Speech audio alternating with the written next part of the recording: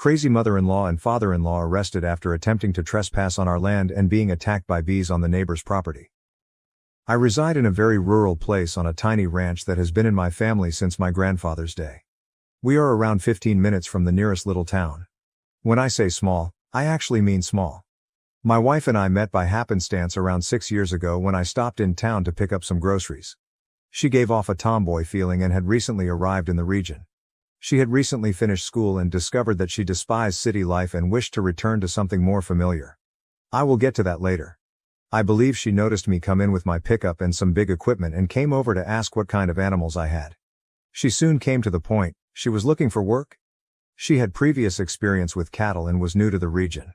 It's unusual in our area to see single women looking for ranch hand employment, but she claimed she could prove herself, and if I wasn't impressed, I could drive her back to town and drop her off at the bus stop. I was seeking an extra hand for the next few months and had considered asking my neighbor's lads, but I decided to give her a chance. I'm pleased I did since she had a strong work ethic and was proactive about everything on the ranch. I let her remain in a guest room in the main home for the first week until she saved enough money for an apartment. Within 6 months she moved back in and we began dating. 8 months later, we married in a quiet ceremony attended by approximately 20 friends and family members. Her uncle was the only family member that turned up. Her uncle was a tank of a man, even in his old age, and he had a sheep farm in Northern California. During the ceremony, we talked a little about business, and he was pleased to give my wife away. I could tell how the father influenced her work ethic and livestock knowledge. However, there was one topic that my wife disliked discussing: her biological parents. At first, she only mentioned there was bad blood between them, which was great because we didn't know each other well yet.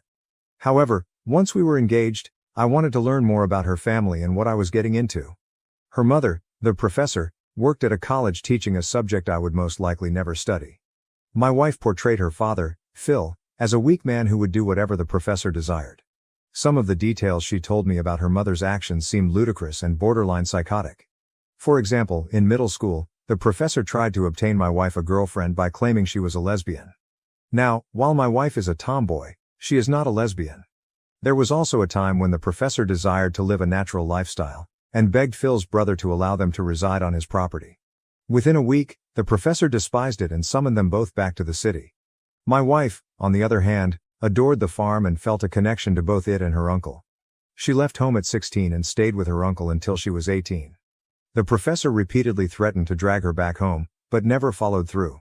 After turning 18, my wife went to school, received a 4-year degree, and tried an office job but found it unsatisfactory. She began traveling the bus to rural locations in search of suitable work, and this is how we met. Last year, around March, we began receiving mail addressed to the professor and Phil, including bills, bank statements, and the like. I thought this was unusual, but my wife wanted to throw it all away. I began labeling the letters returned to sender and no such occupant, and returned them to the mailbox. This situation worsened in October. I was tidying up the yard when a brilliant white SUV arrived with a U-Haul trailer attached. My wife looked up and turned pale. "Oh God, it's them," she exclaimed. A plump woman and a slender man, who only distantly resembled her uncle, emerged. The professor instantly approached my wife. "Professor. Well, let me take a look at you. It has been years." The wife: "Mom, what are you doing here?" "Your instructor. The university is doing virtual classes, and with COVID, we figured we could self-isolate at our ranch." She placed an unusual emphasis on the word our. "You. Excuse me, but this isn't your ranch." "Professor. I'm confident we can resolve the ownership issue. Aren't you going to invite us in?" "Me? Ma'am, you might be my wife's mother, but you're a stranger to me. I would rather not." The professor turned to Phil. "Professor. Make the call." Phil immediately called the cops and began constructing a story about us refusing to let them into the house that they co-owned. I couldn't believe what I was hearing. It was insanely twisted. Fortunately, as I indicated earlier, it is a small town. The sheriff approached, and it was someone I had known for most of my life. The sheriff exemplifies the ethos of a small-town constable. He strives to be a peacemaker and peacekeeper first and foremost. He was also aware that the land had been in my family for 3 generations. "Sheriff, please explain. What's this I hear about you selling half your ranch, Duke?" "Me? I did not. These are my wife's parents, and they believe they have a legal claim to my land." "Professor. Not think? We have lived here since February. With tenant laws that means..." "Sheriff, you know. Funny, I don't remember you in town. That quieted the professor for a moment, but then she delved into her purse and drew out a stack of mail, mostly bills and bank statements with our ranch's address on them. Professor. Then how do you explain these? The sheriff took the letters and examined them. Sheriff, you're welcome. Ma'am, these are all marked return to sender. The professor became desperate. Professor. Please, I have not seen my daughter in years. I just want to make sure she is okay. Surely, you can see that he, she pointed at me, controls her every move. The sheriff rolled his eyes and approached to speak with my wife and me again. He enjoys resolving interpersonal conflicts, but he had never experienced such craziness. Sheriff, you might want to invite them in for coffee and chat for a few minutes. They're your parents. My spouse? If you leave them here, you'll just have to come back in 5 minutes to handle an assault. Sheriff. You can't mean that. They are your family. Look, I'm just heading up the road. Invite them in and talk to them. Wife's eyes flashed with rage. Your wife asked, does this mean you're going to invite your cousin Aaron to Thanksgiving? Aaron, the sheriff's cousin, was now serving an 8-year sentence for a variety of felonies. The sheriff's entire family regarded him a source of disgrace. The sheriff's expression changed after he made that statement. He gave my wife a look like, that bad, huh? And she simply nodded. The sheriff turned back to face the professor and Phil. Sheriff. Okay, they don't want you here. It's best if you don't come back. The two protested briefly before piling back into the SUV and driving away, with the sheriff following behind to verify they were completely off the property. This was my first meeting with the professor and Phil, and it left a lasting impression. Previously, I described how my wife's mother, the professor, made an unusual attempt to grab control of our property back in October. Things became crazier in December. Keep in mind that we reside in a little village approximately an hour from a major city, so we're not completely isolated. Our ranch is approximately 15 minutes from town via farm road. To give you the lay of the land, I stopped in town to grab some supplies, and by the time I finished packing up the truck, the professor tapped me on the shoulder. This time, she truly acted friendly. I decided to be curt. She literally begged me to listen to her for 5 minutes at the neighborhood cafe. I didn't want to set up a scene on Main Street, so I agreed. We sat down, and the lecturer began speaking. She claimed that my wife was always unsure of who she was, and that the professor and Phil only had her best interests in mind. I didn't want to rant or make charges. I was just waiting for the talk to end. Then she explained, your wife saw you coming and wedged herself into my life. I pushed back. I stated that I felt blessed to have her in my life. Professor. What do you mean blessed? Me. Pardon? Professor. You just said blessed. I put my head in my hands and wished it was over. Everyone in the cafe stared at the two of us. With her final sentence, the lecturer projected her voice. My response was, ma'am, if you're trying to win me over, I suggest you stop using vinegar. She huffed at the phrase but then became friendly again. She reached into her purse and took out a flash drive, laying it on the table between us. Professor. Okay, that's all the proof you need. Take a peek, and I guarantee you'll discover the truth. I was dying within, not just from shame, but also from the manner my mother-in-law behaved in front of individuals with whom I do business on a regular basis. They would certainly want to know what had transpired. Like I stated, it's a little town. I took the flash drive and fled. I returned to the property, where my wife was waiting. She could tell something had happened in town by the pissed-off expression on my face. I recounted what had happened while holding up the flash drive. My wife was baffled by it. I wasn't about to plug it into a computer we use on a regular basis, so I hunted through a closet for an old Dell laptop that hadn't been turned on in ages. We charged it, turned it on, and blocked the Wi-Fi, my wife's suggestion. We plugged the flash drive in and discovered heaps of PDFs. I'm still not sure how to convey what was within. It looked like a journal, a college article, or a thesis research, with my wife as the topic. I'm not sure what the aim was, or what the professor was testing on her own flesh and blood. It described her first experiences with toy dump trucks as a child, as well as dressed in overalls during their brief stay with her uncle, all of which were chilly, disconnected and, as my wife described it, clinical. My wife was referred to as the subject throughout. It was odd and I'm still unsure what the point was. My wife was outraged by the PDFs and urged us to burn the drive, which we did in the fire pit. That was the last time we heard from the professor, but my wife believes more will come. First and foremost, I want to mention that my wife is doing well. She's amused rather than terrified or furious, yet I can tell when she feels the need to be protected. We placed a new camera directed straight at the gate, which I'm keeping locked. I noted in the comments that we had a FaceTime contact with my wife's uncle last night to see if we could gain any additional information. Her uncle initially provided brief responses, such as, "Yeah, sounds like her," and "sounds about right." He is a don't speak ill of others type of chap. When I told him about the strange play for the ranch, he eventually revealed additional facts. Whoever predicted she'd do this before with his sheep farm gets a gold star. He stated that the professor was a major reason why he and Phil no longer speak. My wife's uncle's sheep farm was part of a much larger property owned by her grandfather. The grandfather had 3 children, 2 sons and 1 daughter. The daughter relocated to the East Coast and worked in a high-paying executive position. She is nearing retirement and was the oldest of the siblings. When the grandfather passed away, he divided his property into 3 portions. His daughter gave her half to the uncle for nearly nothing because she did not desire rural property and understood her uncle wanted to keep the farm running. The other son, Phil, retained ownership but granted uncle permission to use it. That was until Phil decided to attend an expensive university and sold his portion of the land to uncle for a good price. Uncle was able to maintain all of grandfather's land intact. Phil dated the professor during his undergraduate years and eventually married her. Uncle only heard bits and pieces because Phil only called around Thanksgiving and birthdays. That was it for many years. A few years later, the professor was in what uncle described as a hipster phase when he learned about the farm. She didn't just show up, Phil asked first. Phil understood rural life, but the professor did not. Uncle portrayed the professor's ideal farm life as waking up to a kale smoothie, digging beets for lunch, and spending the rest of the day in the sun.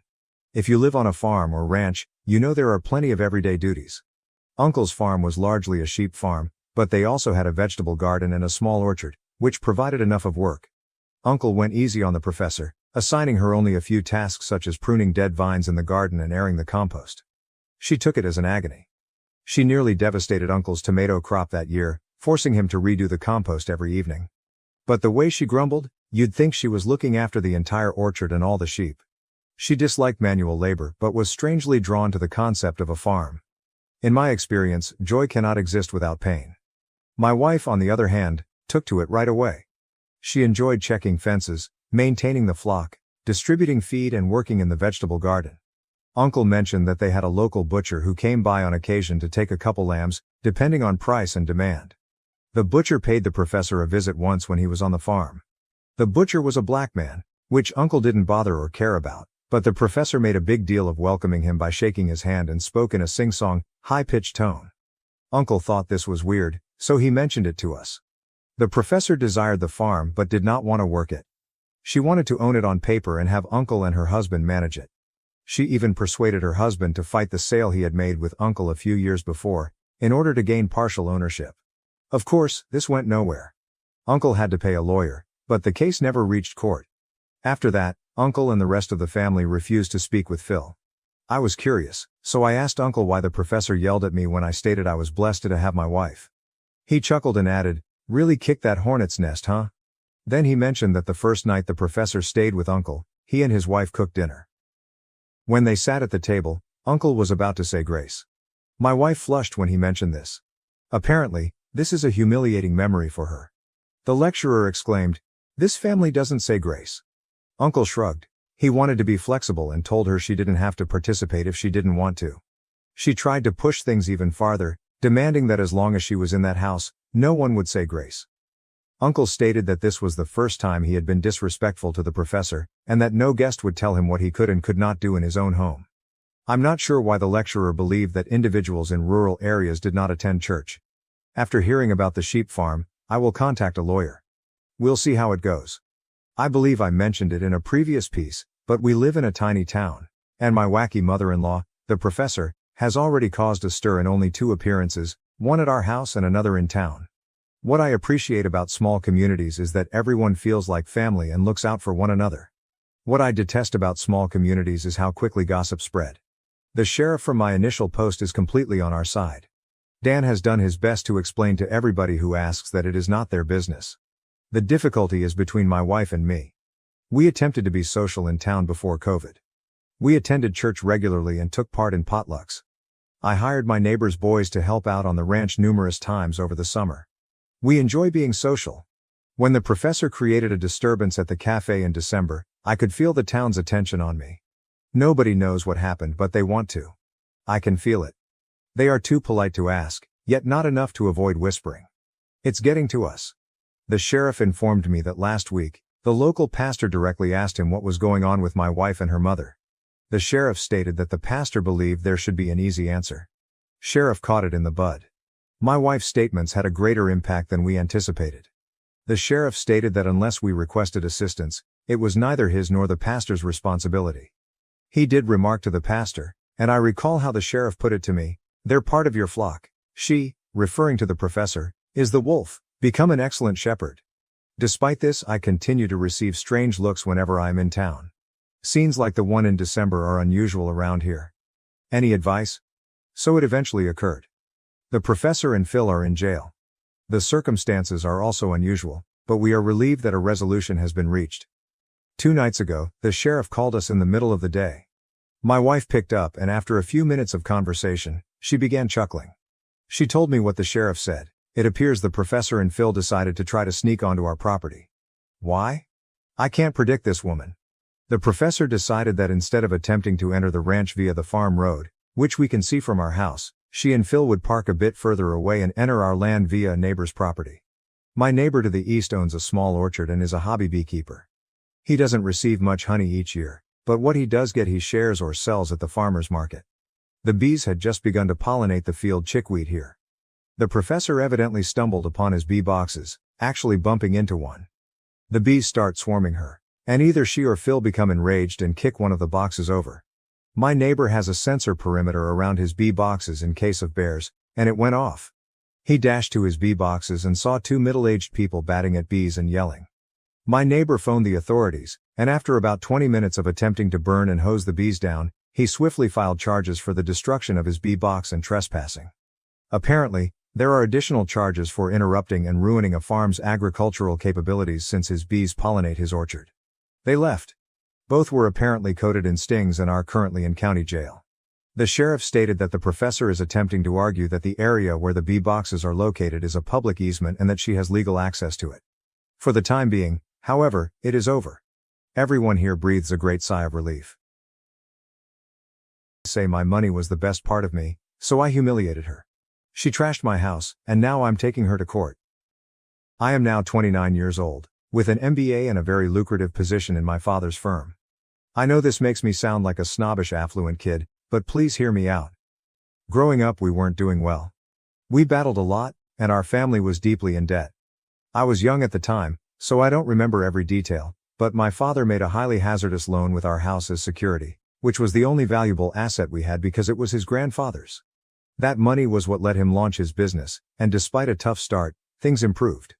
It wasn't enjoyable at the time, but looking back, I'm thankful that I wasn't born with a silver spoon in my mouth. I believe it made me more down to earth and helped me understand the importance of hard effort. This experience prompted me to get an MBA because I wanted to contribute to what my father had established. While it may appear that I'm merely the son working in his father's company, benefiting from nepotism, I confess there is some truth to this, but I also know I'm there on merit. I worked hard and put forth my own effort to help the company flourish. As a result, my family and I are both financially secure. Because of this, I've become quite cautious in relationships, knowing that we didn't always have this money and don't want to wind up with someone who is only interested in my bank account. In my mid-20s, when things were going well, I dated a lot. Many of my dates did not even make it past the first date. I probably only went on a third date a few times. Then, 2.5 years ago, I met someone named Brianna, not her real name for obvious reasons. She was beautiful. When I saw her smile, I wanted to go say hello. I discovered she was a nurse, which made her even more appealing to me because it is a career I much admire. I asked for her phone number, and that was the beginning of our relationship. I've always been careful in relationships, and I approached them with the goal of determining whether the individual could be my future wife before taking things too seriously. I aim to make sure that money is only a minor part of the reason someone is with me. I don't want somebody to be with me based only on the fact that I'm attractive. Brianna did not exhibit any gold-digging activity that I noticed.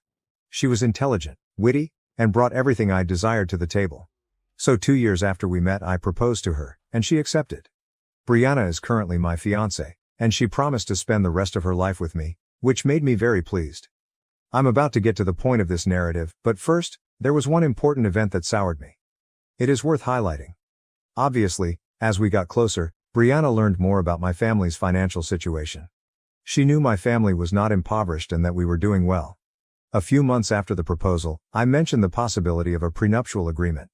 To be honest, I felt it was a perfectly acceptable conversation, but she disagreed. She flipped out. According to her, suggesting a prenuptial agreement was bad for two reasons. First, it appeared to her that I did not think our relationship would last. That is not true, but even if I am completely dedicated to the marriage, if she wakes up one day and says she is done, I have no influence over that. Second, she interpreted it as a sign that I did not trust her not to rob me if things didn't go as planned. That's the gist of it, but we ended up arguing for an hour and going to bed upset with each other. After pondering all night, I informed her that the prenuptial agreement would be unnecessary. Yes, I know it was silly, but I loved her so much that I decided to let it go because I didn't want the prenup to be the reason we broke up. Following all of that, things improved between us very quickly. Now, I truly need third parties to tell me what to do. One of my fiance's colleagues was holding a barbecue, and she encouraged me to join them.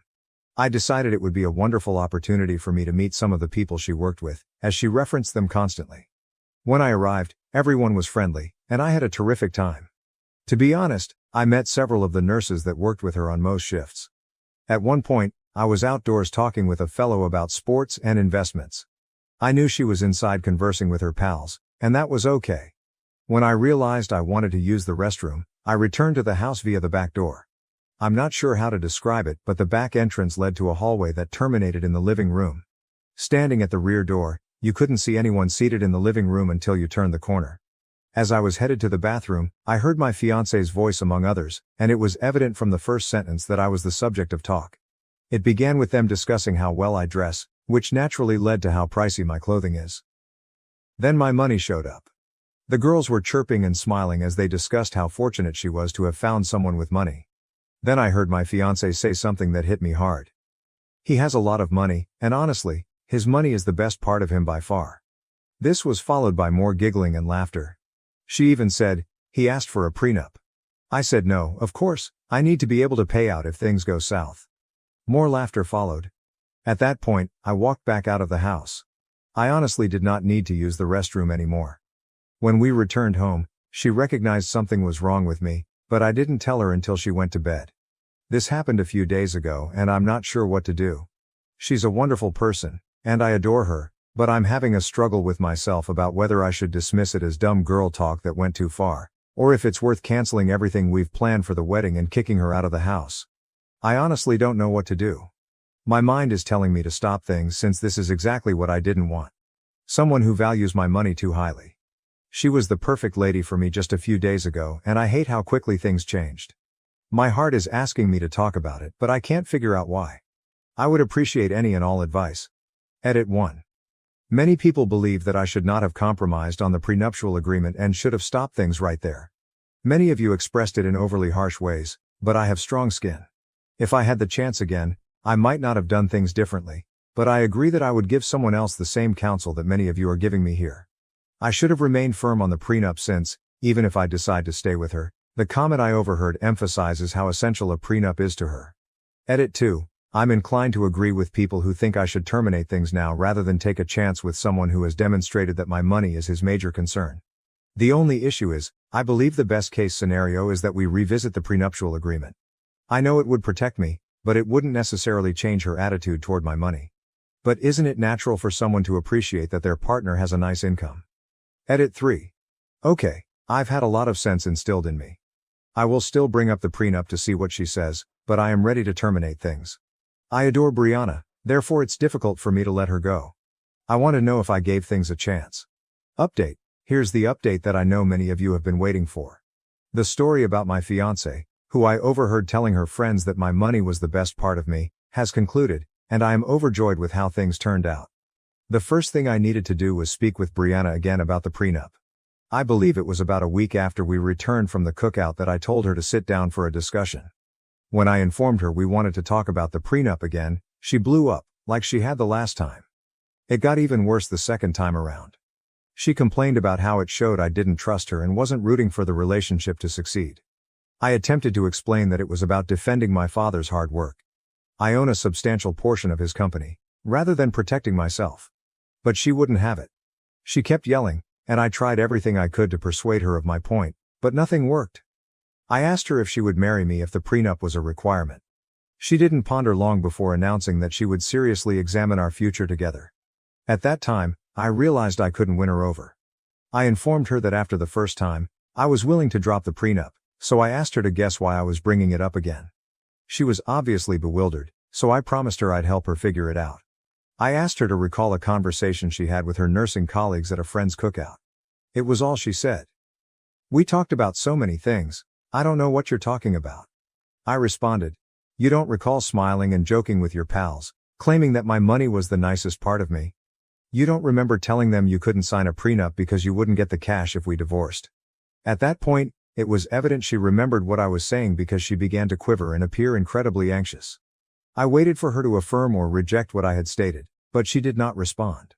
I pushed her to talk, but she only stared at me, her hands trembling. I'm not sure why, but that made me giggle, and it appeared to set her off. She started crying and wailing without responding to anything I had said. At that moment, I was frustrated that she had nothing to say, and I expected a response from her. So I told her that the wedding was no longer going to happen. She slumped on the ground, muttering please, through tears and sniffles. I stood up, went into our room, locked the door, and went to bed. The following morning, she was waiting for me. She didn't appear like she had slept all night. When she saw me, she approached me and was extremely friendly, but I shook her off. She attempted to explain the context of what I had overheard, stating she was simply trying to fit into the Gossip Girl ambiance and did not mean what she had said. She accused her friends and colleagues of being terrible influences. She argued that my money was not the reason she fell in love with me. I thought it might be true at first, but I had the impression that she had grown to adore the money. She claimed she would sign the prenup and that it would not be an issue for her. Even with that, I didn't know what to say to her. I took her hand, looked her in the eye compassionately, and carefully removed the engagement ring from her finger. I had paid a lot of money for that ring and I didn't want it to end up in her hands. That hit a nerve. She began crying, but quickly switched to cussing me out. She branded me ugly, unattractive, with a little penis, and even queer. She stated she slept with a man she met at a bar simply because she felt like it. I'm not sure if I believe that part, but it really doesn't matter anymore. She stated my money was the one thing she liked about me and she wished she could have milked me for more. She threw every insult she could think of at me, and I eventually started giggling. That's when she started throwing stuff at me. As much as I wanted to remain calm and unconcerned, she began flinging some potentially deadly stuff, so I ran to the bedroom and shut myself in. It took almost 2 hours until things calmed down. When I came out, she had left, but she had wrecked the entire apartment. I was enraged, and in that moment, I knew I had made the proper decision. I photographed everything and obtained footage from one of the indoor cameras I'd put.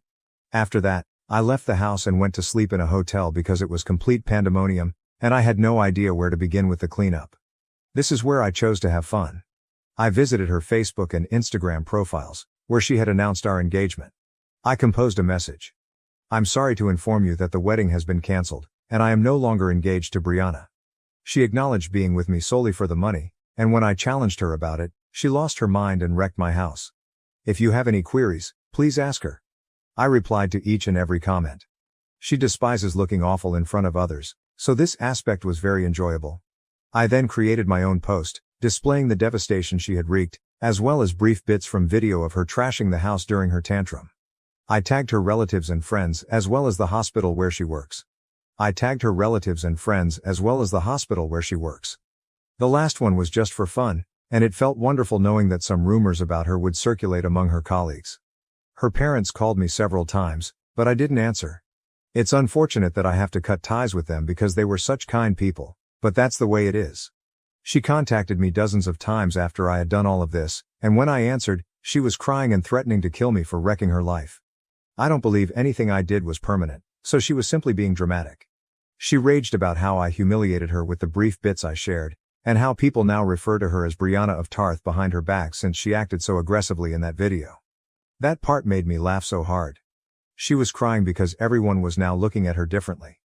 I'll be honest, I was concerned she'd do something wild because the tantrum she threw at home wasn't quite the Brianna I knew. In the end, nothing occurred, at least not yet. I called the event coordinator and canceled all wedding-related activities. That portion was heartbreaking, I'll admit, but it had to happen. Once that was over, I realized she and I were done. The nicest part for me is that I'm bringing her to court to get compensation for ruining my stuff. I begged her to pay properly, but she just called me some nasty insults, so I don't mind putting her through some extra stress just for fun. She will have to pay a lawyer, lose days of work, and perhaps, be obliged to compensate me for everything she has ruined. Believe me, that was a lot. The matter is still pending, but I have a recording of her acting like a bull in a china shop, and I've already spoken with my lawyer, so there's no need to fear. She won't be getting out of this one.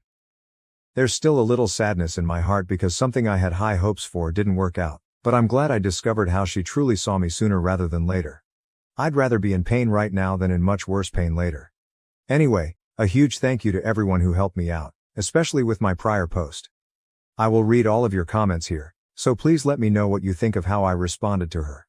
Brief update. Oh, and a little update for anyone reading this thread. I was awarded $987 for everything she ruined in my flat, including hotel bills because I couldn't remain there and professional cleaning fees because the place was a complete disaster. I had a tremendous smile on my face because I was getting money from her after we split up. I guess she should have asked for a prenup. After kicking me out for my golden child half-brother, 6 months later, Dad now wants me to lie to cover up his crime or they'll go to jail. I, male, 18, turned 18 approximately 4 months ago, and my father kicked me out 6 months ago after my jerk half-brother Derek, 24M, wanted to go back home. He didn't want to rent a place like a normal person, so he chose to live with my father. Derek is my father's kid from his first relationship, but Derek's mother and father split up soon after he was born, so they didn't have much of a relationship after that. Derek is much closer to my father than he is to his mother, so we spent a lot of time together growing up since he came over more frequently than was legally required under his custody agreement. I believe he was meant to spend half of the month with my father, but he was always present. Or maybe that's just my brain exaggerating things because I despise spending time with him, but my father compelled us to. I also know that he disliked me and considered me a threat. My mother died a few years ago following a lengthy fight with lung cancer, and that's when things started to go wrong between me and my father. Don't get me wrong, things had been awful between us since I was a child. I suppose my father didn't really want a child like me, or perhaps he didn't want a child in general. Whatever it was, he treated me strangely when I was younger, and it nearly always seemed like he didn't want me around. Most of the time, he was angry with me and yelled at me for little matters. He never showed me affection, and when I tried to win him over, he responded with indifference. However, Derek was a very different guy. When Derek was around the house, my father transformed into the best father in the world, doing everything I asked of him. He compelled Derek and me to spend time together despite the fact that we both expressed a strong dislike for each other. Derek did not like me because he regarded me as a threat, and I did not like him since he used to bully me as a child. He was always trying to fight with me and push me around just because he could. He felt he could get away with it since my father would never speak against him. When I complained to my father about Derek being harsh with me, he told me to toughen up and deal with it because, allegedly, that's how boys should play, and he didn't want me to grow up to be a pansy. I assumed it was what my father expected of me, so I gradually learned to swallow my pride and accept it. I would never fight back because I didn't want to upset my father, and I knew fighting with Derek was a definite way to get shouted at. It didn't matter whether Derek was screwing things up for me. Whenever I battled with him, I was always in the wrong. My father didn't care about the story. Whatever happened, I was always the bad person. It was clear that my father had a favorite, and it wasn't me, not even for a second. He didn't think it was weird that Derek was picking on me, even though I was 6 years younger than him. Derek gradually modified his techniques of bullying me. When he began high school, he shifted to tormenting me with his pals because physically striking me was no longer effective as we grew older. Before that, school had been my safe haven because I was still in elementary school while he was in middle school, and we were in different buildings, so he couldn't reach me there. But after I started middle school, we were in the same building, and he and his cronies ganged up on me, constantly making fun of me. They even propagated malicious falsehoods about me, such as suggesting I was mentally handicapped. All the seniors recognized me as Derek's dumb younger brother. I'm not even kidding, that's what they used to call me. They would even call me slurs, which made things very tough for me. When kids approach middle school, they become more concerned with their reputation, so even my elementary school pals would no longer speak to me since I wasn't cool enough to hang out with them. It wasn't until Derek graduated that I got the school all to myself and could exist peacefully. I had a couple of friends, but most people just believed them, and I let them get away with it because I was so tired of fighting all the time that I couldn't bear to dispute. Things at home were exactly as horrible as they had always been, since Derek and my father would never miss a chance to throw me down and make me feel like an idiot. The funniest thing was that I wasn't even an idiot. I received decent marks and excelled in science and other topics, but my father and Derek didn't care. Derek was a football player, but he was also a good student. You can imagine how difficult things must have been for me at home. Derek was everything I was not. Athletic, academically gifted, and exactly the kind of kid my father had always desired. On the other hand, there was me, who was completely average. They never failed to remind me of how insignificant and mediocre I was. My mother attempted to protect me most of the time, but my father was a real sweet talker, and he would convince her that what they said was just for fun and didn't mean anything. My mother, who was normally nice and sweet, was deeply in love with my father and never saw him for who he truly was. She did her best to protect me, and I admired her efforts, but it wasn't enough. My father and Derek continued to bully me as long as they could. Finally, Derek left for college, and I felt relieved. My father was still present, but he was a lot less irritating to deal with without Derek continually picking on me. But before I could experience what it was like to live with my parents without Derek, my mother was stricken with lung cancer. It was extremely tough for us to accept, since it felt like our entire world had been broken. My father and I only had one thing in common. We both adored my mother, thus her illness devastated us both. Instead of bringing our family closer, my father chose to make the worst of it. My mother was already hurting, but instead of my father and I putting up a brave front for her, he began to distance himself from her even more. Previously, he would at least speak to me, even if only to mock me, but following my mother's illness, he stopped doing that and began pretending I didn't exist at all. I can forgive him for it because we were both in pain, and he simply chose a different approach.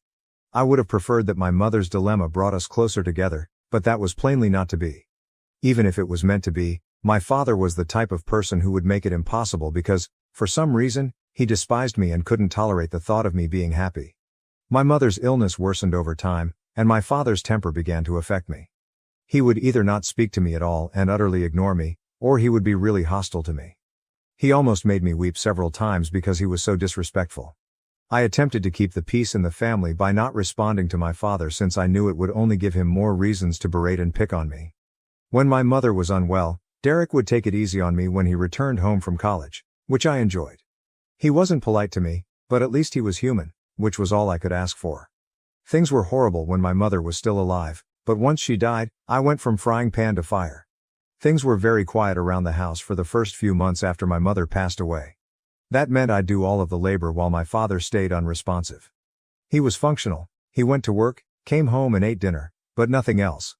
I was concerned for him and phoned my grandparents several times, telling them that I suspected my father was depressed, but they did not take me seriously. They either didn't care enough about their son to check on him after the funeral, or they detested me as much as my father and refused to do what I asked. After a few months, my father began to return to his old self. Unfortunately, it also included excessive drinking, which made me feel bad about myself again. He would continuously force me to do chores around the house, which was quite exhausting because I was not only going to school but also doing all of the housework that my mother used to do even when she was sick. My father and I were able to complete everything, but after her death, all of the duty fell to me. I couldn't even complain because if I did, my father would tell me that I wasn't bringing in any money, so this was the least I could do to stay there. It was extremely offensive, but I had nowhere else to go, so I just had to put up with it. For a long time, the only thing I looked forward to was going to college, since it meant I could finally be free of my father and not have to return home. I no longer considered that place to be my home because it had stopped feeling like home to me when my mother died.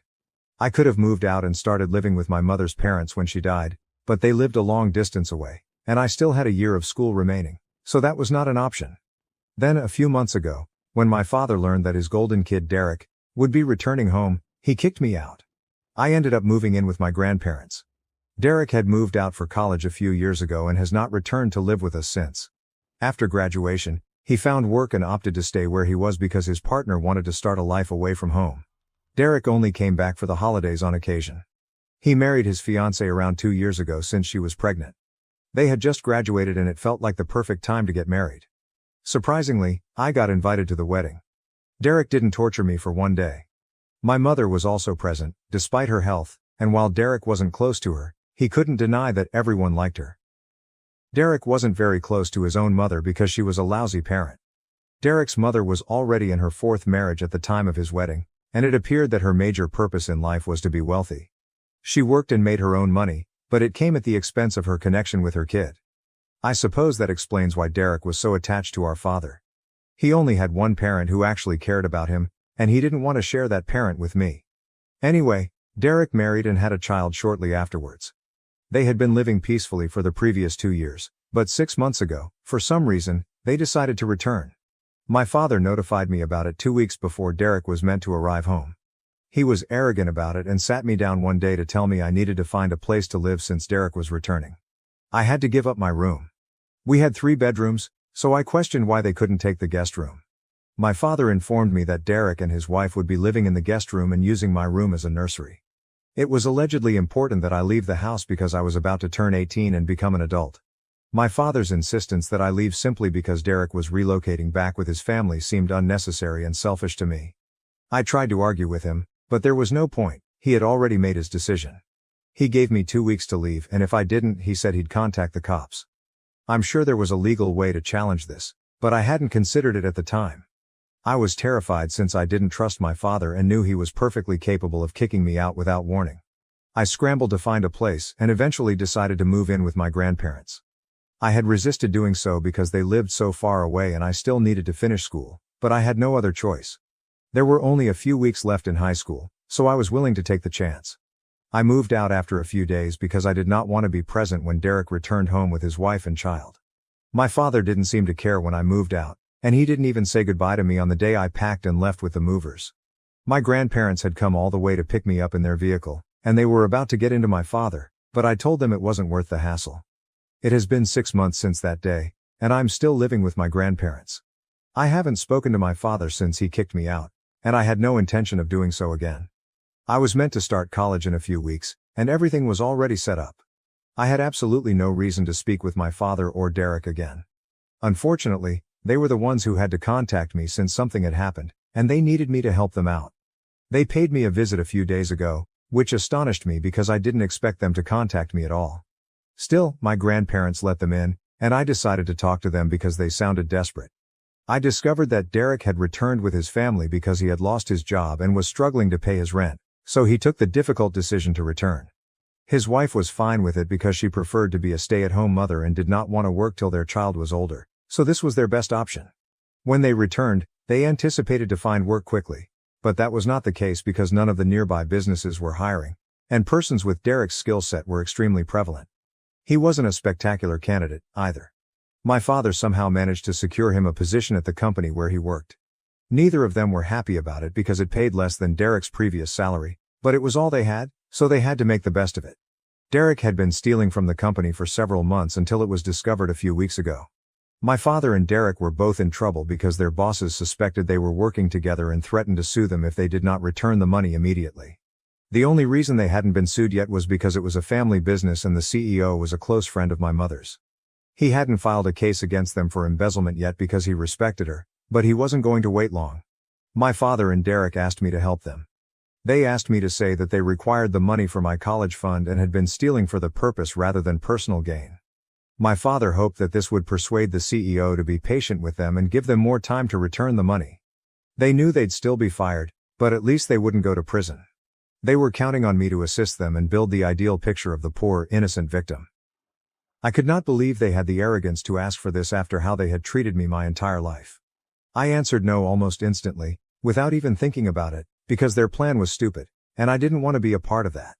When I informed them I wasn't interested in assisting them, they became irritated and told me I had to since there was a very real possibility they would wind up in jail. They stated I couldn't allow an old grudge to spoil their lives. I told them it wasn't a little grudge and it surely wasn't from years ago. My father had only recently kicked me out, and it hadn't even been a year, so I'd consider it rather recent. But that wasn't the only reason I didn't want to aid them. I thought their scheme was dishonest, and I knew the guy my father worked for. As I already stated, my mother and he were very close friends and he really liked me.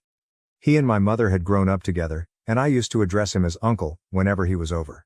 Even at my mother's funeral, we had a pleasant chat and liked one another. I moved out after a few days because I did not want to be present when Derek returned home with his wife and child. My father didn't seem to care when I moved out, and he didn't even say goodbye to me on the day I packed and left with the movers. My grandparents had come all the way to pick me up in their vehicle, and they were about to get into my father, but I told them it wasn't worth the hassle. It has been 6 months since that day, and I'm still living with my grandparents. I haven't spoken to my father since he kicked me out, and I had no intention of doing so again. I was meant to start college in a few weeks, and everything was already set up.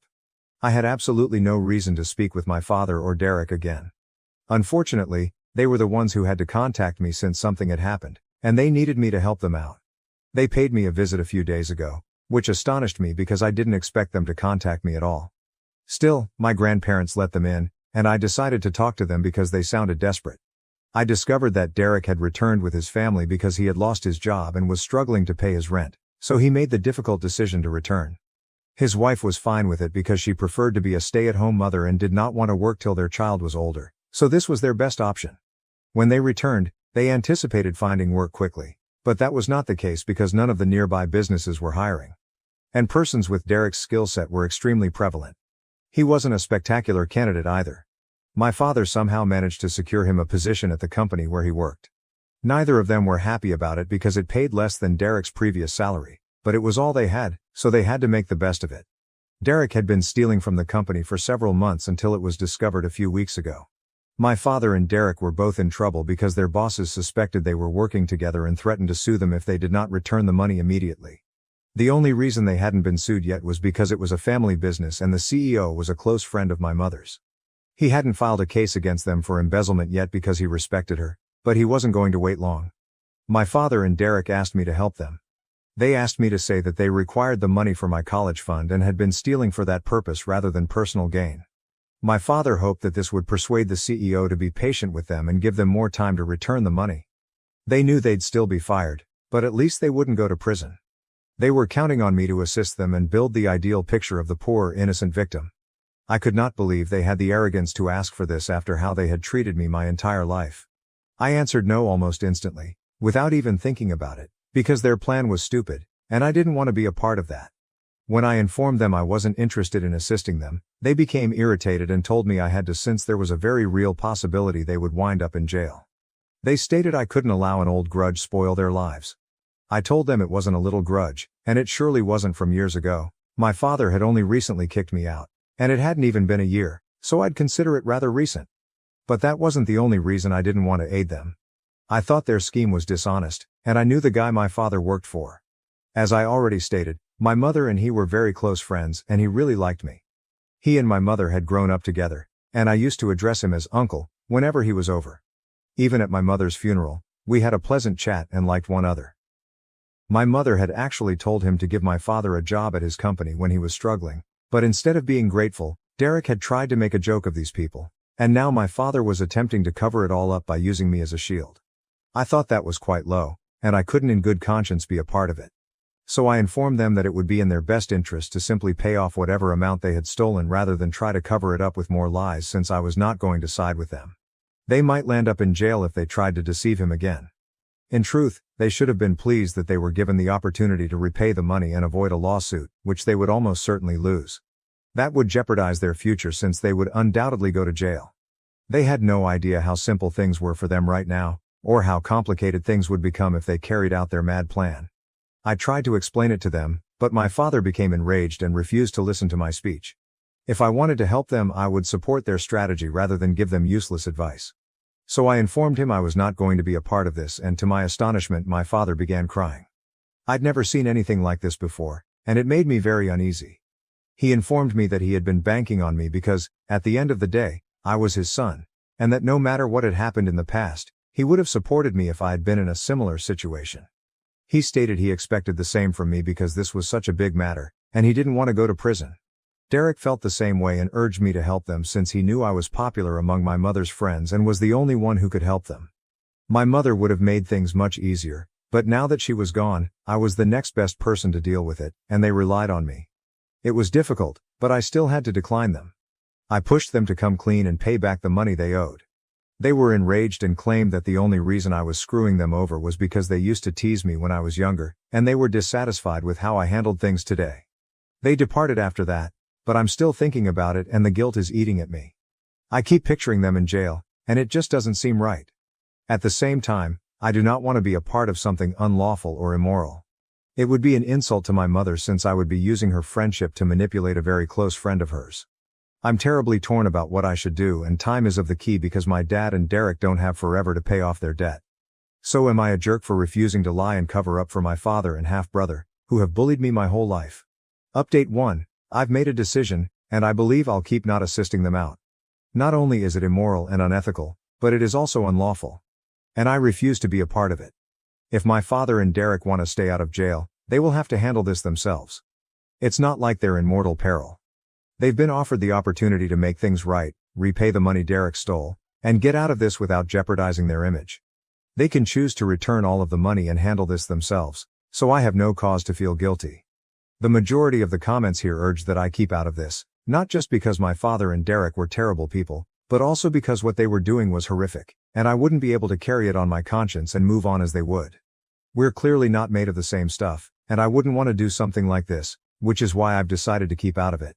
If they contact me after this, I will block them. For the record, they are already blocked everywhere, but I'm sure they'll try alternative numbers or social media accounts to reach me. My grandparents also believe I'm doing the right thing by remaining out of this because they are responsible for cleaning up the mess they made. It makes no sense to expect anything from me after how they've treated me for so long. Update 2. Hi. So, as expected, my father texted me today. He last visited me 8 days ago and we haven't spoken since. As I already stated, he called me from a different number that I was unfamiliar with and I answered the phone unintentionally. I hung up as soon as I heard my father's voice on the other end, but I was a little slow to block him, so he was able to text me. In the message, he claimed he understood I didn't want to talk about it any further, but he and Derek were in serious difficulty and needed my help. He claimed that their employer was constantly breathing down their necks, threatening to sue if they did not refund the money. It made me feel guilty, but I texted him back and told him that I would not be assisting them and that he should start searching for alternative ways to refund the money rather than avoiding the matter. I then blocked him, hoping he understood where I was coming from. Even if he doesn't, I hope he does the right thing. I don't want to have a father in prison. Update 3. Hey, I haven't heard back from my father yet, but my grandparents contacted my mother's friend, the CEO, to inquire about his plans. We hadn't contacted him previously because he's a busy man, and we didn't want to press him too hard, but we wanted to know what was going on because communicating with my father or Derek was no longer an option. So my grandfather spoke with him and he informed us that he intended to file a lawsuit if he did not receive the money back within a few months. He claimed he was willing to let everything go due to his friendship with my mother, but he couldn't forgive the debt. Honestly, I respected that. He was much more tolerant than most people would have been in this position. He even apologized to me, saying he was sorry for what was occurring, but I told him it was no big deal because I no longer live with my father, and honestly, my father deserves it. We don't know what will happen, but I believe my father is wise enough to realize that he needs to repay the money in some way to avoid going to jail. It will take some time, but I'm confident they will work it out, and I won't have to worry. I also had a long conversation with my mother's buddy, who informed me that before she died, my mother had spoken with him and stated that if I ever wanted to intern anywhere for some fast cash or simply get a job in general, his door was always open. That's good to know, and I'll keep it in mind for the future. Even after she's gone, my mother still looks out for me, which makes me very happy. My mom wants me to marry my creepy stepbrother and have his child. She now harasses me at work and lies about the inheritance. I, 29F, have an older stepbrother, Chris, 42M, who has been a nightmare since the day my mom married his dad. Let me give a bit of background. Our parents married when I was 4 and he was 17. Both our parents were widowed. After their wedding, we moved to the US since my mom had American citizenship through marriage. I was born in the US too, but after my dad died when I was 1, my mom and I moved back to Colombia. My stepdad got his residency through marriage, and my stepbrother, because he was a minor, wasn't a big fan of me. My only memories of him are just constant bullying. He would be left in charge of me since he was studying locally and lived with my parents. But mostly, his babysitting really meant things like locking me in the guest bathroom or the shed outside. He would steal my lunchbox whenever he was the one who dropped me off at school. He even began to harm my pets. I have an old cat that has been with me for almost 22 years. He tried more than once to run her over with his car. My parents never believed any of it. He's the classic golden child. My mom absolutely wanted a son instead of a daughter, so my stepbrother took priority over me. The bullying just kept getting worse and creepier. He had this long key for the bathroom. The door was designed so that if it got locked by accident, One could open it by inserting a long stick or key through a small hole on the outside. He would use it to walk in on me showering. My underwear would disappear sometimes, and I know for a fact it was him. He also started taking pictures of me sleeping. One night, I woke up to him taking care of himself next to me while I slept. I yelled, obviously. My parents came over, but he wasn't in trouble. I was, for tempting him. I was 14 when this happened. He was 27. No one helped me, and he got bolder until he did something I am still in therapy for. When I was 16, it got to a point where I called my biological half-brother, Sam, 48M, and son of my biological father's first wife, to see if I could live with him and his wife, Sandy, during my last 2 years of high school. When Sam found out what was going on, he confronted my mom. My mom didn't care and just told him to take me, as long as he never asked her for money. Done and done.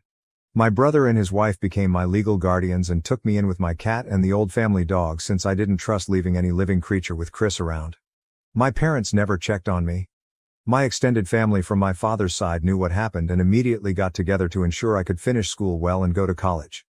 I don't know my maternal family at all. Thanks to my paternal family, including Sam's mother and her family, I got my bachelor's and master's with no student debt and work as a nurse practitioner. I still live with Sam, his wife and their 2 kids, and I pay a small rent. Neither Sam nor his wife expected me to pay anything, but that's the least I can do for the 2 people who have taken care of me for 13 years. For anyone wondering why I didn't move, it's incredibly expensive where I live and Sam insisted I stay with them until I save enough to buy my own home. Things seemed okay until my mom messaged me recently. She had not messaged me since I was 18, when she told me she no longer had any responsibility for me. In this message, she sounded overly friendly, telling me how she missed me and asking how I was doing. I was a bit creeped out but decided to be nice, telling her about what I had done since leaving her care. She seemed very interested, as apparently, she knew I was a nurse but not what kind I was. She began asking me about my salary. I didn't tell her anything about it, except that it was enough to pay the bills. My mom then began texting about Chris and how he was barely making any money due to his student debt. Apparently, Chris never finished a degree, jumping from career to career. He is now working in my stepdad's used car business as a salesman, but most of his pay goes toward his substantial student debt accumulated over the years. I told my mom how sorry I was that Chris was having a hard time and wished him luck. That's when my mom finally got to what she wanted. She texted me that I needed to pay his student debt so he could finally begin to make the money he deserves, like the man of the family. I just turned off my phone. When I got home, Sam was surprised since I was usually the last to arrive. Sandy wasn't home yet. I told Sam what happened and showed him my mom's text messages. I don't think I've seen Sam this angry ever. He told me to block my mom, stepdad and Chris if I hadn't done so yet. After talking with Sam and Sandy, I called my boss to ask for the next day and the one after off. This gave me a 4-day weekend, including the days I'm normally off shift. My boss was more than okay with this and told me to just take it easy and let her know if she could help. This backfired because the next day, my mom and Chris decided to come to Sam's house to speak to me. I was alone since Sam and Sandy were at work and the kids were at school. I immediately called Sam and told him what was going on. He told me not to open the door and that he was on his way. My mom spent the whole time screaming that I owed them for raising me and that my sweet brother deserved the money. Chris was going around trying to find a window or door unlocked. There weren't any, since the windows have safety bars and the only other doors are in the closed garage and one in the yard. The yard door was locked, and just in case, I locked the one in the garage. I won't post what he called me when he saw me from one of the windows, but basically, he told me they should have thrown me away when I was a baby since I grew to be a burden. He pounded on one of the windows so hard that he cracked the glass. Eventually, he gave up and went back to the front door, clearly trying to kick it down. I didn't have anything to worry about. The door was a security door, but I was still very scared. Between yelling, threatening, pleading and insults, I finally heard Sam screaming at them to get lost. I only saw things from the window. Sam pretty much dragged them both off the porch. They got to a point I couldn't hear, but I saw my mom and Chris looking pale and scared before they ran to their car and drove off way past the legal speed limit. Sam came in a bit later and immediately went into full protective brother mode, asking me if I was okay. He kept saying sorry and hugging me. Sandy arrived almost immediately after and looked like she was about to commit a felony. Apparently, Sam threatened them with filing charges for what Chris did to me when I was 16. My brother's ace, my stepdad, was willing to testify against his own son. That seemed enough to get Chris off our backs but not my mom.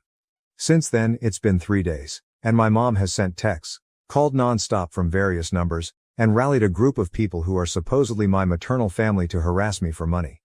She claims that the money should legally be hers since she's my mother, and that it's my late father's missed child support.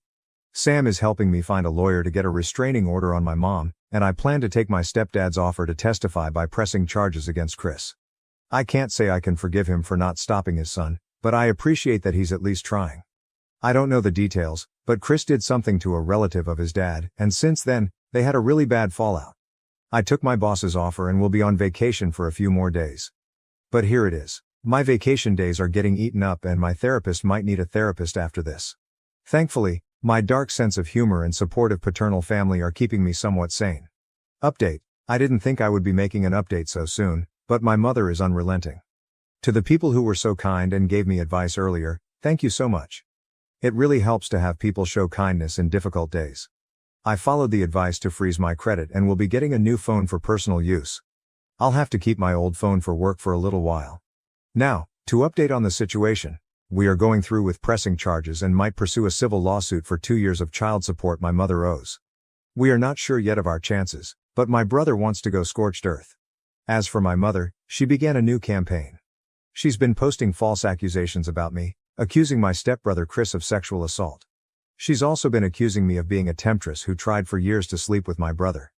She even got a few relatives, who I just found out are my aunts, to join in, claiming they were witnesses. I have never met these women in my life. My stepfather actually commented on her post, saying my mom was lying and accusing his own son of being a pedophile. That's how I found out about the big fallout between them. My stepbrother apparently went after one of my stepfather's nieces. I don't know the girl's age, but she has to be about my age if I'm thinking of the right person. If not, she's younger than me. A lot of my biological father's relatives have also taken to social media to call out my mother, saying she had always claimed she was an orphan and had no family, while now she suddenly has 3 sisters. It's a mess. I'm just watching for now and being a stay-at-home aunt. My nephews love it since we go out for crazy shenanigans after they finish their homework. My boss has helped me with some paperwork for a leave of absence and I should be off for about 6 weeks. After that, I'll be mostly working from home for a few weeks. It's not the greatest update, and to be sincere, things are not fun, but it's nice to spend time with the kiddos at least. Also, I forgot to mention this. No, my mom is not likely sleeping with or in a relationship with my stepbrother, as some people had mentioned. My mom always wanted a son, and I was a disappointment because I was born a girl. She treats my brother like he's her real son, and I think she truly loves him as a mother. She made sure to tell me how disappointing it was for her when I was born. Update 2. I hope the title is okay for the rules. I was recommended to post here but wasn't sure where to start. My mother was widowed when I was 1 year old. My biological father was much older than her, she was his second wife, with a 20+ year age difference. After that, she remarried her hometown sweetheart and adopted his 17-year-old son. My dad was American, and my mom is Colombian. I was born in the US, then we moved back to Colombia for a few years, and we returned to the US when I was 4. My whole life, my mother constantly complained about the fact that I was a girl. She would say things like, "If you were a boy, maybe we could have gotten more from your father." Or "Girls are so useless." All I was to her was the problem child. She took my inheritance and squandered it, mostly on things for my stepbrother. Whenever she had guests she would always introduce me and joke about how I ruined her body and wasn't even worth it since I was a girl. Most of her friends thought I had some kind of mental illness because of her lies about me being mentally behind. She used the R word, and would often blame it on my gender, saying that because I was born a girl, I was clearly inferior. During holidays I would be left behind with a sitter. I was just too much of a problem child and would ruin things for my sweet brother. We only have one family picture from when I was 5. If I got anything nice with my own money, my mother would take it from me. If it was something like makeup or clothes, she would say I wasn't attractive enough or worthy enough to have such nice things. I should just stick with a plain face since it would make it easier for me to find a job when I was done with high school. She had no intentions of letting me go to college. But the worst part is, she never protected me. My stepbrother is a predator. At first, he just bullied me, stealing my food and locking me in dark places. When I hit puberty though, he began to do worse things. Walking in on me when I showered, even if I locked the door. Stealing my underwear, watching me sleep. And he even sexually assaulted me when I was 16 and he was 29. My mother blamed it on me, saying I was tempting her poor sweet boy. I was saved by my biological half-brother and his wife. They took me in at 16, finished raising me, and put me through college with the help of my paternal family. Even my father's first wife pitched in and has always been kind to me. She's more of a mother to me than my own mother ever was. Now, I'm 29 years old, have a good career as a nurse practitioner, and I'm saving to buy my own home. My mother found out about this and has been demanding that I give her my money because she is my mother, and my money should be hers. She also demands that I pay off my abusive stepbrother's student loans. Since I refuse to comply with my dear mother's demands, she has now gone online to post that I'm a temptress trying to ruin her son's life and that I refuse to pay her back for all the care and love she supposedly gave me over the years. She even had some women, who are supposedly my aunts, join her in this. I've never met any of my maternal family. As far as I knew, my mother was an orphan. Now, I suddenly have 3 aunts who claim to have seen how bad a person I am. Update 3. This might be my last update about my mother and stepbrother since we're finally starting the legal fights, but I finally had a good laugh. In my previous posts, I haven't said much about my biological father. He died when I was 1 year old, so I never really met him. I have one picture of him holding me when I was an infant. I mostly know him from stories from his family. What I do know is that he was a man of means. He had a lot of assets that he carefully divided in his will, not so rich I'll never have to work rich, but just rich enough that I would be able to live comfortably as long as I worked and managed my finances well. I was not aware that he had made sure to leave me anything, and neither was my half-brother Sam, his son with his first wife. I'm the daughter of an affair partner turned second wife. My understanding was that anything I inherited was wasted by my mother to buy things for her predator stepson Chris, whom she prefers over me. He was my abuser growing up. In her words, daughters don't need inheritance, just marry a wealthy old man like me. Well, since my mother and Chris have been harassing me lately, we drove to my dad's lawyer to get some things we need from my dad's records for the lawsuit we are planning. He's a sweet older man who kind of looks like my dad a bit and was my dad's best friend.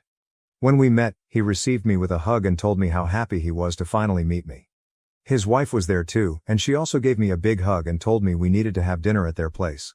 Once we all caught up, we discovered my mother had been faking receipts to get money from my trust. A lot of it, some of which was from when I was under Sam's guardianship. She's not the executor of my trust and had to provide receipts for anything. She's been sending receipts claiming they're for me because I'm still in medical school, even though I finished school in 2021. Well, her meal ticket not only got torn, but now she's in big trouble because this is fraud, and basically, my hands are tied about pressing charges. She claims me as a dependent on her taxes so my dad's lawyer would refund her for her expenses. He basically told me there's just no way we can keep this in civil court. He had to contact the IRS and the police.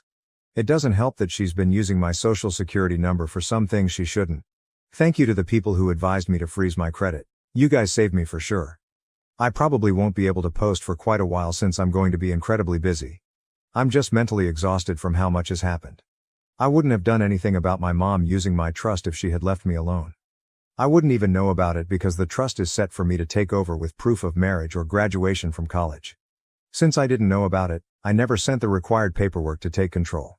She could have milked it dry if she left me alone and just kept sending fake information.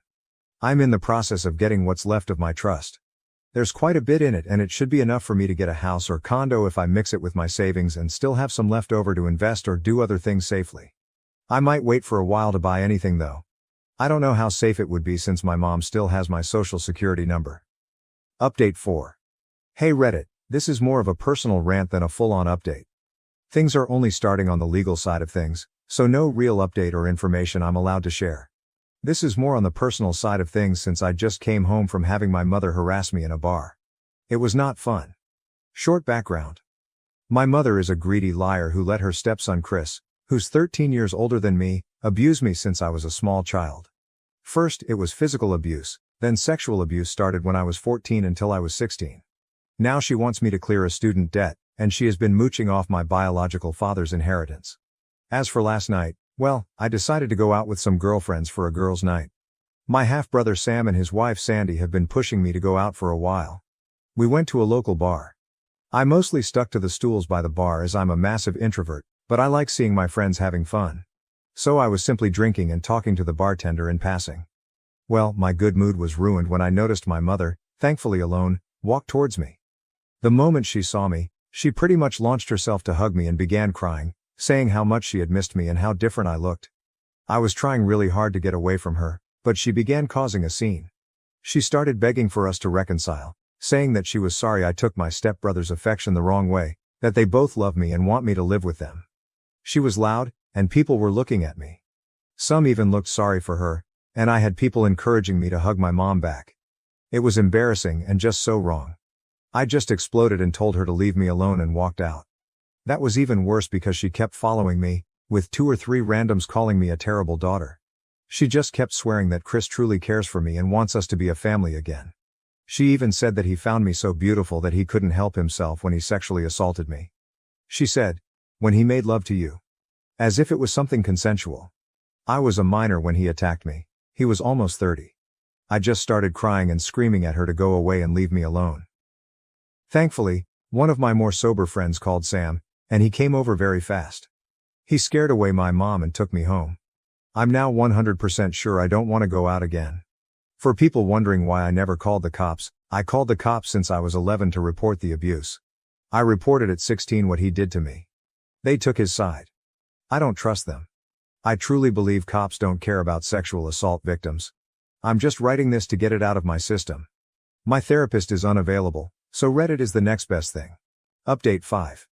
Hey, been a bit, sorry for the radio silence. I had some people asking for updates, but things had been pretty quiet until this weekend, so I had nothing to post. I know people usually do a recap app or something like that, so TLDR. My mother has always preferred my stepbrother Chris, who is 42. He was my abuser growing up. The abuse went from the time I was 11 to 16, when I moved in with my half-brother after the worst attack. I was recently tracked down by my mother, and she along with my stepbrother have been harassing me since. Currently, I'm in a legal fight against them to recover some stolen inheritance from my father and to resolve other matters. This weekend, once again, my mother decided to accost me at work. I was working from home, doing clerical work for the clinic I work at. I'm a nurse practitioner but took some clerical duties to be able to work from home when the mess with my mother and Chris began. Since then, the time I could work from home has ended, so I'm back in the clinic taking patients. For the most part, Saturday went well and quiet. Sunday, however, I noticed someone that shared my mother's name but not her last name. My mom has a very unique name, very old-sounding, and I've seen it only twice in my whole life. Of course, there's a big Latino community where I live, so I just assumed this was another person. We're from a Colombian family, though I was born in the US to an American father. Lo and behold, it was my mother using a fake last name. When I saw her, I immediately called my boss. She's aware of the situation and immediately went to ask my mother to please leave the premises. This can be a controversial move, so to explain it before the debate starts. She was in for a general checkup, not a life or death treatment. She was not denied because of protected reasons, but because I, as a member of staff, felt my life was in danger in her presence. There are a lot of other clinics with varying prices, and they are open to new patients, so she can get her checkup anywhere else. This is allowed under our state's law. If she was hyperventilating or clearly in distress, we would not have been able to ask her to leave. My mother, of course, went on a rampage demanding to be seen by me specifically. My boss, thankfully, was not intimidated and just insisted my mother had to leave or else the cops would be called. After a back and forth that I was watching from the security cameras, this all happened in our waiting room. My mother threw a letter at my boss and left fuming. She even pushed a lady that was walking in, though thankfully no one was hurt. My boss brought me the letter and told me she will make sure not to assign me any patients with my mother's first name and went to make arrangements with our front desk. I took a break and decided to read the letter, mostly to see if it was something I could use for my legal case. This is a translation to my best capabilities. My lovely daughter, it hurts me so much that you refuse to speak to me. I love you so much, and all I want is to recover the years we've lost. I only have you left from your father, whom I love dearly. I know there are a lot of misunderstandings with Chris. He loves you so much too, and I wish you would give him a chance to prove it to you. He always talked about how beautiful you are and how much he wished you two could spend more time together. He truly adores you, and I wish you would consider his feelings more. He even asked me to convince you to marry him, and I think it's a wonderful idea. Papa, your stepfather, and I are probably divorcing, and this will be the perfect solution so Chris, you and I can stay a family. He keeps going on and on about how much he wants to raise your and his baby together. Let me know when you want to go shopping for wedding dresses. I love you, my darling. Mom, I'm going to share a few personal notes here. I am unable to get pregnant. After Chris's attack, I had some medical complications that have left me unable to conceive. My mother knows about it. Chris knows about it. The cops know about it. They ruled the whole thing as consensual sex, and because I was 16, the legal age of consent, nothing was done. I showed this to my lawyer, and he added it to the compilation of things we're using for the legal case. Still no court date, and the cops don't consider my case risky enough to do the paperwork for a restraining order. I do have one officer who is taking this very seriously and has been amazing. It's just the majority who don't seem to care or have too much on their docket to give my case time. Update. I'm going to update here since it's only been 3 days and it feels dumb to make a new post. Chris has been arrested. Apparently, he kidnapped a 2-year-old baby girl, his cousin's daughter, no less. The baby was recovered safe and unharmed from what I heard. I'm glad she wasn't taken for long. Who knows what the hell he wanted to do to her. If I hear more details, I'll update.